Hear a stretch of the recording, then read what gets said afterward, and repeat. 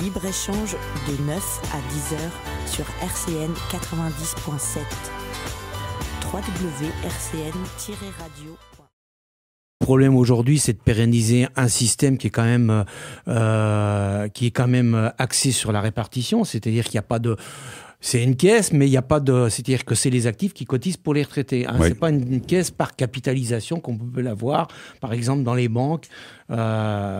Caisse qui, avant-guerre, ont fait faillite. Hein. Il faut aussi le reconnaître. Par capitalisation, il faut expliquer un petit peu... C'est la caisse d'épargne. C'est un bon... Voilà. Vous épargnez de l'argent et après, on vous le redistribue.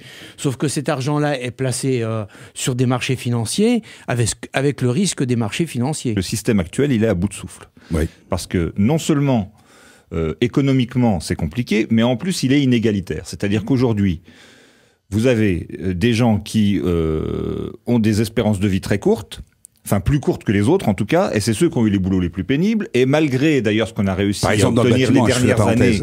Oui, par exemple, malgré ce qu'on a réussi à obtenir en 2002, je crois, on a encore aujourd'hui une inégalité par rapport à la retraite en termes d'espérance de vie. Donc ça, c'est un premier point. Et puis le deuxième, que les gens ne savent pas beaucoup, c'est que le système est aussi inégalitaire dans le sens où aujourd'hui, meilleur est votre salaire, meilleur est votre taux de comment on appelle ça ? De rendement. C'est-à-dire votre pourcentage de salaire que vous allez toucher à la retraite, il est plus important si votre salaire était au départ plus important, ce qui est quand même complètement fou. Ouais. Le système creuse les inégalités. La branche accident du travail et maladies professionnelles, c'est une branche qui est aux mains des partenaires sociaux.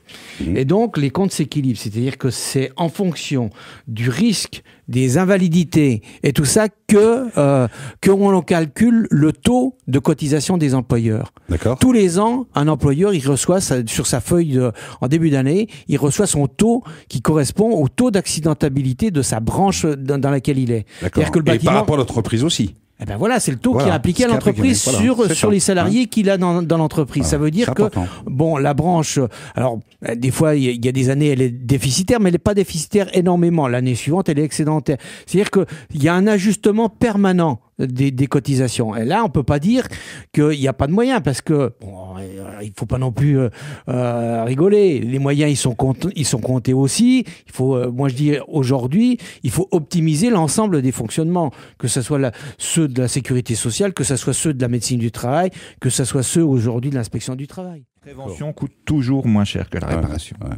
Donc l'argument de en ce moment il n'y a plus d'argent, justement, en ce moment il n'y a plus d'argent, donc mettons le paquet sur la prévention. Ouais. On n'a plus les moyens de laisser les salariés s'abîmer au travail comme ça a été fait pendant trop longtemps. Nancy commence aussi à se vider en termes de médecins généralistes. Bon, on n'est quand même pas au seuil critique quand même. Alors, je vais donner un chiffre. 50% des médecins généralistes sous la Lorraine, ça c'est l'ordre des médecins que j'ai reçu ici à notre émission, d'ici 5 ans, ils disparaissent. On fait quoi? Le problème de ces maisons, c'est que c'est une rencontre. C'est une rencontre entre un territoire, sa population, ses élus et les professionnels.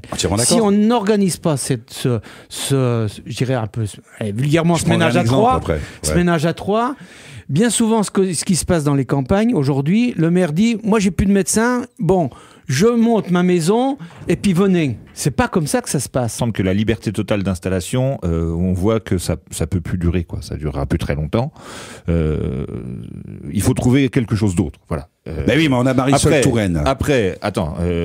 Je souhaite pas non plus simplement qu'on tape uniquement sur les médecins, parce que ça peut pas être le seul élément d'aménagement du territoire, quoi. Je veux dire, on peut pas continuer à dire il faut absolument que les médecins soient partout parce qu'il y a un besoin de santé publique, ce avec quoi je suis complètement d'accord, et accepter qu'il n'y ait plus la poste, il n'y ait plus l'éducation nationale, il n'y ait plus les services publics, voilà, parce que il faut que l'aménagement du territoire, la lutte contre la désertification des campagnes, elle passe par une politique volontariste, bien sûr, dont les services médicaux sont une partie et seulement une partie, quoi. Alors il faut la tenir cette partie-là, mais il faut aussi accompagner avec le reste. Quand vous êtes à 2 ou voire 3 médecins, vous optimisez aussi votre fonctionnement quelque part. Bien sûr. Vous avez un secrétariat commun. Vous pouvez échanger avec les autres professionnels. Vous les avez. Ils sont pas à 10 km, ils sont là sur place. C'est-à-dire que et là, ce travail collectif, moi je pense que c'est aussi une angoisse de moi pour les jeunes qui devraient pouvoir s'installer. Il y a quelques années, ce qui pouvait arriver de pire à un médecin, c'était que quelqu'un vienne s'installer en face de chez lui. Aujourd'hui, ce qui peut arriver de pire à un médecin, c'est que celui qui était en face de chez lui, il s'en aille.